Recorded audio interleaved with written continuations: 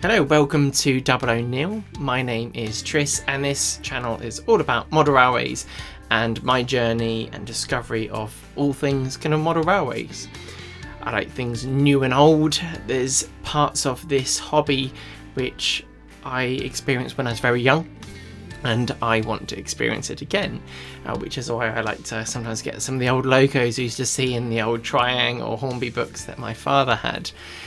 And as I'm getting into this hobby, I started with some set track up in the loft with some basic boards, and as you would have followed from the first episode to where we are now, I've kind of not evolved as such, but I've discovered more and more of it.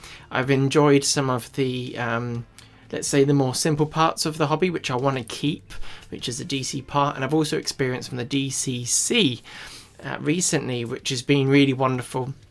Some of you that watch my channel have been really great and commented talking about the aspect of me looking at DCC and how much I'm going to enjoy it. Whereas some of you talking about DC have also expressed your view of why you don't like it. And I kind of understand all your points. My biggest view is that I get to enjoy the sounds when I want to. I can turn them off if they get too much and just run them around normally. I enjoy the start and stopping of the DCC, the way it can do it smoothly. But also in the DC way, you get to enjoy the core part of it that you started with. And to be honest, I let it run laps when they go around, so that's also part of me enjoys that, as well as I have quite a few old locos which I love, and I wouldn't want to go and put a decoder in them. I want to keep them how they are. Though there are one or two that I would maybe put one in which aren't kind of precious to me from my youth when I was really young, that I've got more recently. But maybe we'll look at that on a future episode. This episode, you're probably wondering, well, what's it all about? Well, of course, model railways. I enjoy 3D printing, so I'm going to talk to you a bit about that because I've kind of done a bit of work on the layout, which we're going to have a look at as well. I got myself another loco, which is a little Hornby, wonderful, I think class 29. I've got one in green, but I always fancied one with blue and a yellow front because I love that era. From when I was a little boy, we used to jump on the train, go into town in Reading. That was where I was born, and you know, I remember these blue engines being at the station, and my brothers talked to me about the kind of the shuttle that we used to go on backwards and forwards, and that's another one that I'd like to get in the future to represent what I saw when I was little.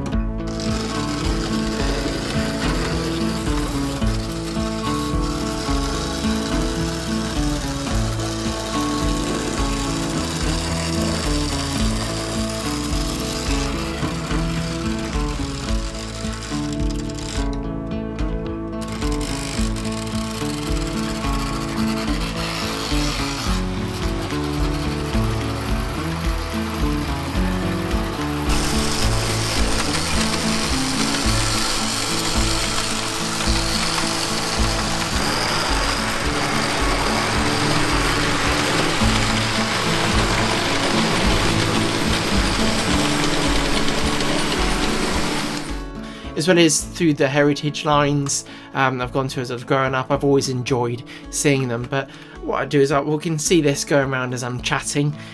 They always sound like, I don't like to say a bag of nails when they go round because of the type of motor mechanism that are in there. But you'll see some clips of that during this episode. But no, true wonderful looking little engine, and I love the colour scheme. It's simple, but I think it looks really, really great. So with the layout, what have I been up to with that? So on the last episode, we saw the DCC stuff, and the one before, we put the fiddle yard out. And with the fiddle yard, I was able to run that with DCC, and I'll be able to have a few different locos on. And that will encompass one of the lines. The other two lines for now will be DC, and I'll be able to run the majority of my locos. I will introduce one of them being DCC, but I want to keep one of them purely for my DC running, so I can enjoy those fantastic locos that I've had for many, many years. Okay, so what did I do with it? I want to introduce two more lines. That's where we get up to 3.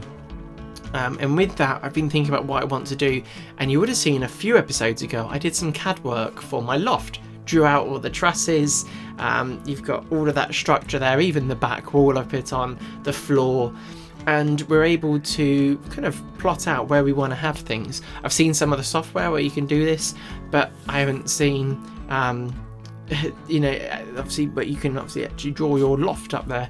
I'm sure I can just draw the boards, but I wanted to actually work out where things are. Anyway, you can see I've got 2 lines that I want to have on it. They go on the main parts of the layout, and that will be up on a embankment. So I need to simulate that somehow, but I don't want to just go and start nailing things down. Right, this is how I'm going to have it. I really like the idea of just using some set track. So my 4th radius curves, got some points in there. We'll just start clipping it together. We'll put it on and we'll just work out what we like.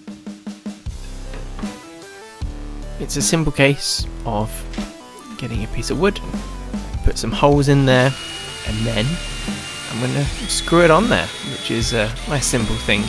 And this is just a supporting action really, and the actual weight of everything, it's all low. I don't need to have tons of supports because of the weight. Unless I'm leaning on it, it'll be fine. So this is more of a point that we'll touch on with the piece of plyboard that's going to go on there. That'll come across here, and I already had this left over from when I did the work that you saw me doing previously, where I did the triangle in the corner that it's actually linked onto. Now you can see what I'm up to. I've got my set track, and I'm using set track only for visualization, and I also want to do some running, and I have been waiting for a long time. So using set track allows me just to figure a few things out, and I can spend a number of weeks just enjoying just running this in this fashion, and I can move bits, and because of the set track it's easy. I slot it together, which is a wonderful thing. I really enjoy it, unless you don't have fish plates and then you're searching for fish plates. Doing the other end is the same as the other one. I need to lay it on here as well as work out the length, so I'll make a little mark and then I give it a cut.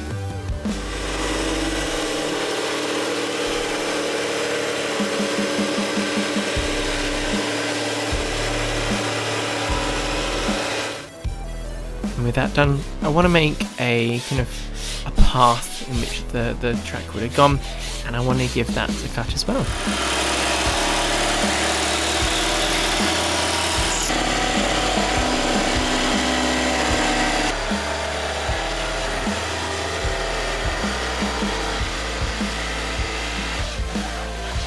With that done, it's always good to run the hoover around afterwards and give everything a clean.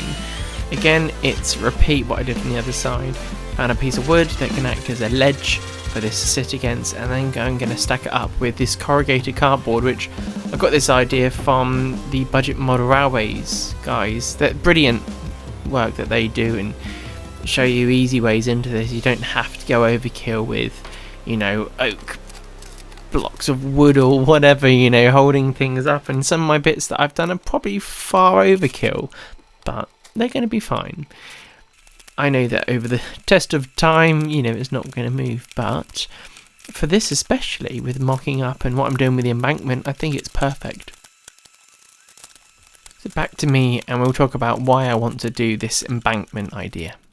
Going to Nene Valley Railway over kind of after the last lockdown that we had, I was going each Sunday recording the 10 o'clock train that went out, and it was always enjoyable to see. There was a beautiful Polish engine. Don't know much more about it, but I'd like to learn a bit more about it, and that would pull away in the morning. And I've got some really nice shots when I was there where you see the melting ice. It looks like steam coming off. It looks fantastic, especially on a steam railway. These things look brilliant. I took loads of different shots. There was a merchant navy sitting there, and apparently that was going to run soon after or during the Santa Special bits, you know, over the weeks. So I was really looking forward to seeing that. And I think I'll do a bit more coverage on that railway in the future, but, you know, whilst I'm talking, you know, we've got some clips coming up, and it's just a truly wonderful place, and it's not far from where I live. And I'm surprised I haven't been there sooner. I used to think it was much further away, but it's not. So that was really enjoyable to see. But you see there's the embankment, we've got the way that you have the signal box sitting on top of the bridge almost, and it just looks really great. And you have the signals that are in front of, well, next to the station building. Just a really good view, especially when you walk down the embankment. There's a nice little area you can walk along, and you know, people running along it and stuff. Enjoy it for the general walk-arounds and run-arounds. And I walked down there and I filmed the engine coming towards me, and it truly was really enjoyable to just see that view. And I just thought, that's how I could kind of have mine. So yeah, anyway, just take a little look at this clip. You'll see what I mean about the embankment.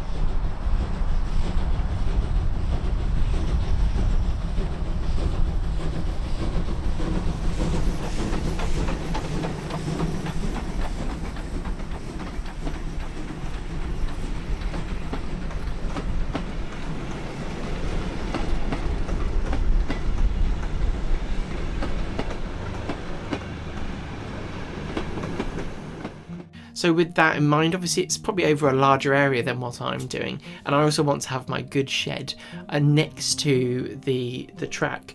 So you see I've got the track, I've got the station going around the curve, which is what I was kind of aiming for. Then I have the idea for the goods area. It's easy enough to just go and buy a kit and build it up, and I was thinking about getting a Metcalf kit.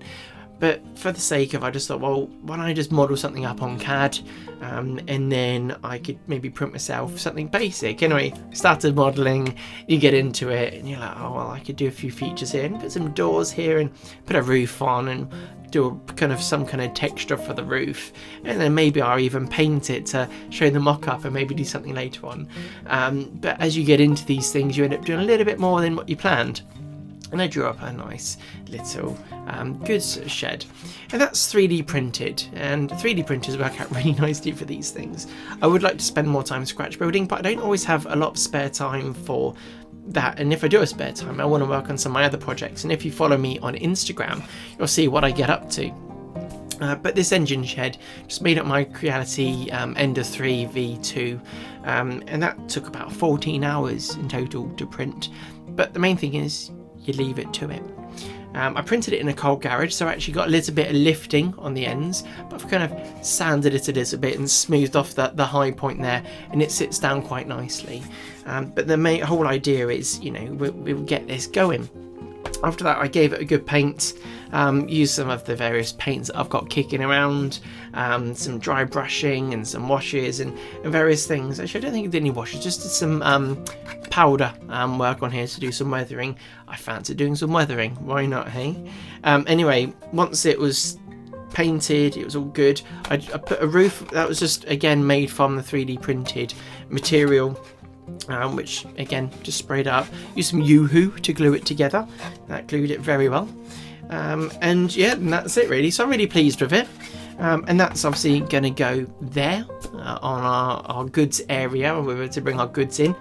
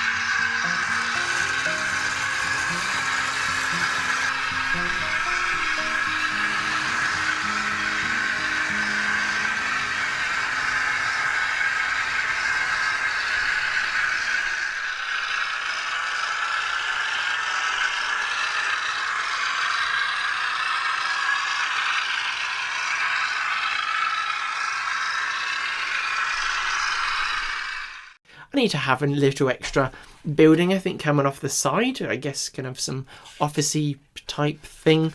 And then there'll be an area for vans to, you know, get loaded up with whatever's coming from the line. And then I'm going to have some sidings coming off. So I've got one coming off at the moment, but my plan is to do the main work that's furthest away. And as I get to the Goodshed after I've done the station area, I want to actually build into the loft space a bit more, because at the moment I kind of segregate everything off to behind and in between the joists. But there's nothing wrong with bits actually protruding forwards for me to enjoy. So I thought, why not? Anyway, with that done now, I can run laps around with the engines. And as I'm talking, hopefully I've got little clips coming up of you seeing bits and bobs going around. So for me, very, very enjoyable. So with that done, I, really enjoyed playing with that, and I'd been running my J15 round. But in the post came a Youchoos sound decoder. I bought it from the gentleman who was really helpful, actually, giving me some advice. And he's very tentative on the email to let you know when he's posting it. It's not just like an automated message. So that's really, really nice. But I got that for my Class 33. I really like the sound of the diesel engines when they start up and pull away, and I've got some steam engines, and obviously I'd like to put some on there, but I just fancied putting some on my Class 33. And this I got for my birthday this year, and I'm chuffed to bits of it, and it runs really, really well. It's by Heljan, and a bit of weight to it. Comparing it to my Hornby one, there's not much weight to this, and maybe I need to add some weight. But anyway, back to this one.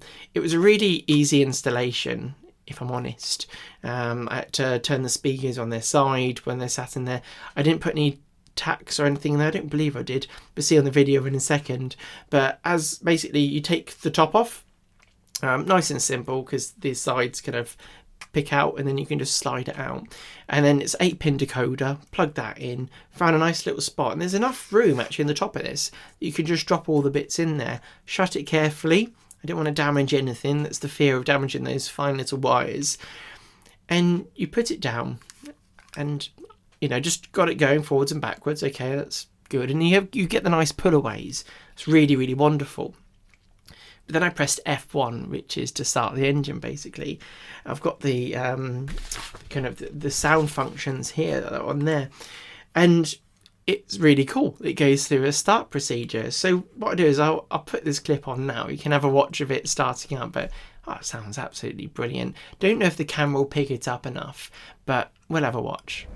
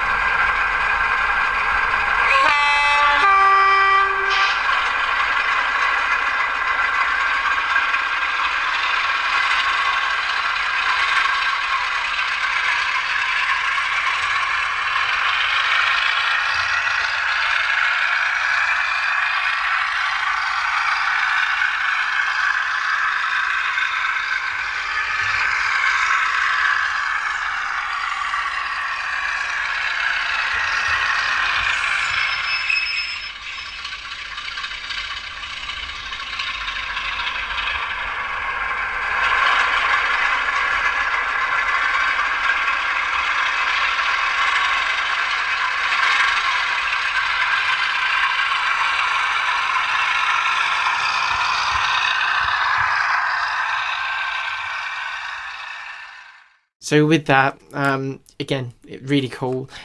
When it's running round, you've got obviously the horns. When it's slowing down, you can do the braking. There's various horns you can have for it as well, using all the different F functions. And talking about DCC controllers, I want to say a big thank you to the amount of people that gave me advice on the DCC controls, like use the shift button. And that's obviously something that allows me to go beyond a 9 on there, so that was wonderful. And yeah, you just go through all the different things. You've got notch up, apply brakes, guards whistle, start up, spin, compressor, and all these different things. Obviously I don't need to do that all on the video because that might be a little bit boring for you, but I've been having clips coming up and you would have heard some of them by now, and you're going to hear a few more. So really good. I've got a King decoder coming from Youchoos. I can't wait to fit that and have some huffing and puffing of it going around the layout. So that's kind of really cool.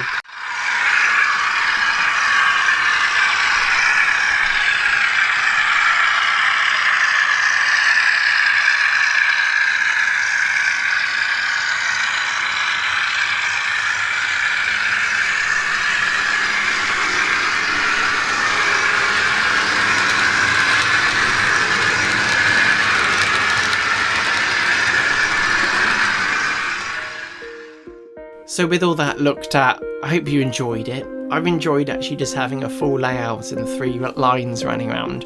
Enjoying some of the locos that I haven't enjoyed for a while, like my Terrier, when that was rocking around, you would have seen that before. Beautiful little loco. I'd love to get some of the, there's a few out there. I've seen a Hornby one that I like, and it's in the colours of Stepney from Thomas the Tank Engine. Really like to get that one. I'd like to get one that's a Stepney on it. You can have some fun with it. But anyway, that's something for the future.